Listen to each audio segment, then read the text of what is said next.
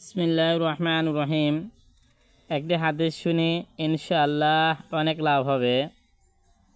আল্লাহ তাআলা এই ঘোষণা করিয়াছেন যে নিশ্চয়ই আল্লাহ তাআলা শিরকের গুনাহ মাফ করিবেন না।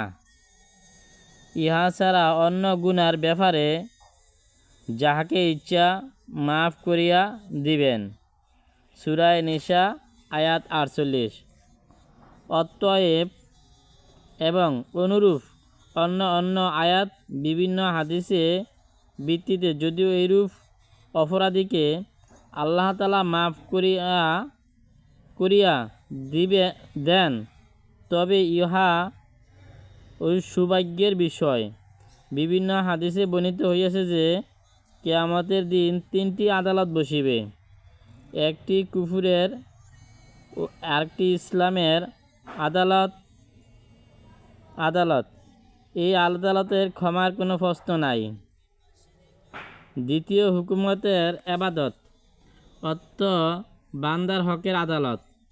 এই আদালতের হক অবশ্যই আদায় করিয়া দেওয়া হইবে।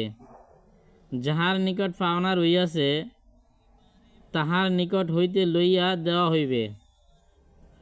অথবা দেনাদারে যদি আল্লাহ মাফ করিতে চান তবে তিনি নিজেই পাওনার হক আদায় করিয়া দিবেন।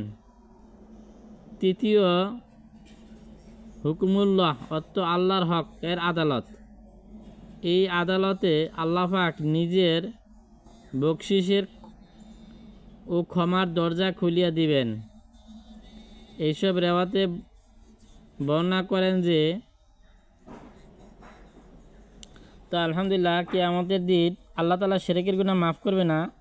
আর কাল হাশরের ময়দানে তিনটা আদালত বইবে। একটা হইছে কুফরের আদালত, এটার মধ্যে কোনো মাফ নাই। আর একটা হচ্ছে হকের আদালত, এটা মানুষের সাথে পাওনা দেনা লেনদেন আছে, এই লেনদেন আল্লাহ তাআলা এখানে পরিশোধ করে দিবেন।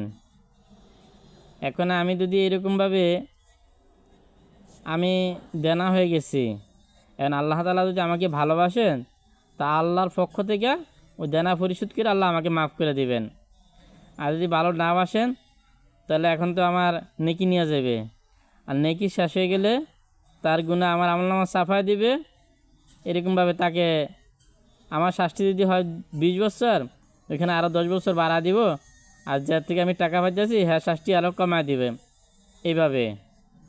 আর আল্লাহর হকের আদালত, আল্লাহ তাআলা চাইলে নিজ করে মাফ করে দিবেন, আর নাহলে আল্লাহ তাআলা আযাব দিবেন। আল্লাহ তাআলা যে কথাগুলো বললাম শুনলাম, এরপর আল্লাহ তাআলা আমাদেরকে আমল করার তৌফিক দান করুক।